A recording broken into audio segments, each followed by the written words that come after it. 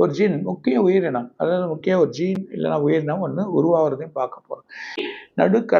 நடுக்கடலில் ஒரு துவாரங்கள் வருது. அது மூலிமா அந்த சுனாமிகள் வந்தால் சில பிரச்சனைகள் ஏற்படுறத நம்ம பார்க்க போகிறோம்.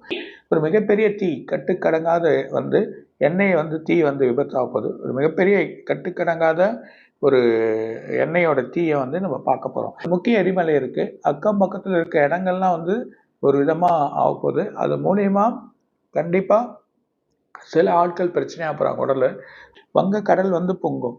ஆனால் ரஷ்யா இன்னொன்று சக்தி வாய்ந்த வெடிக்கும் போது ரஷ்யாவில் அது அஃபெக்ட் ஆக போகுது. அந்த ரஷ்யா திரும்பி ஒரு அஃபெக்ட் ஆகிறத நம்ம பார்க்க ஏற்கனப்போ இதுவாச்சு திரும்பி ஒரு சக்தி வாய்ந்த வெடிக்கிறத பார்க்க. சென்னையில் அலைகள் அதிகமாக இருக்கு, ஆனால் ஒன்றே ஆகும்.